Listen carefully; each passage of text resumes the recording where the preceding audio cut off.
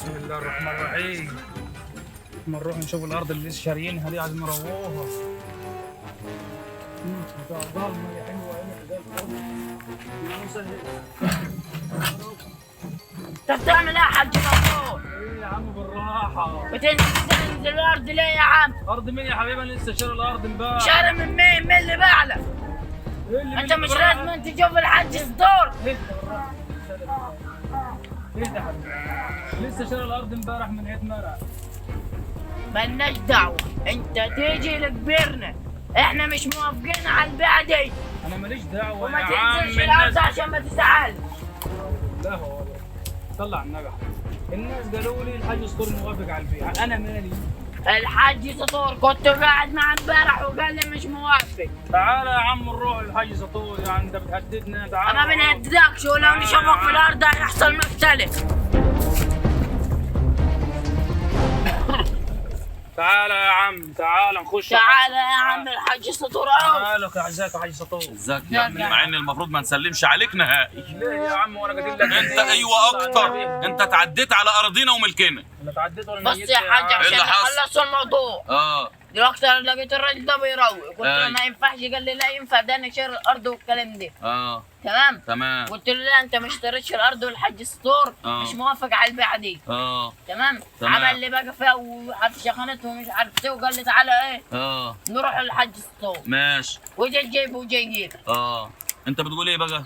ما قلتش حاجه، الراجل باع لي الارض، رحت انت ما انتش حاطط في دماغك ان انت غلط؟ انا ما غلط. انت شرط عليا؟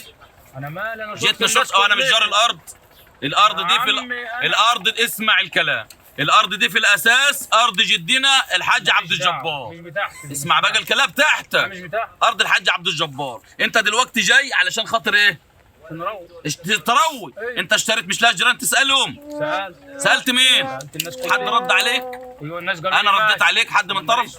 خلاص الارض قالوا لي الحاج انت اشتريت من الشواشي. السلام عليكم. معلش شواشي بلا رجوع. انت اشتريت من الشواشي صح؟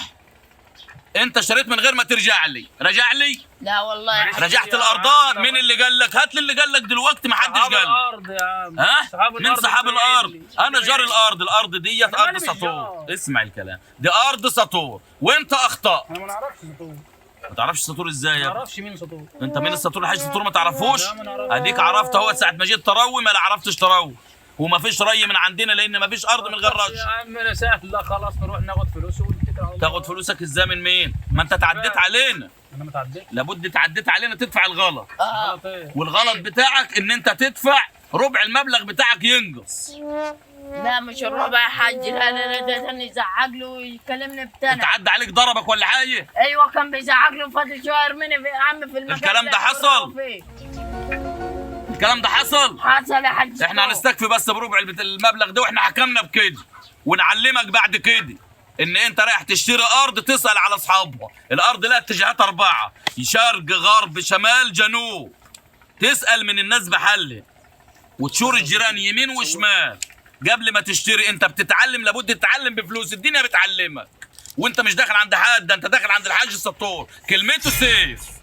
خلاص؟ حرك ام الفلاح على عايز الارض خدوها تولع.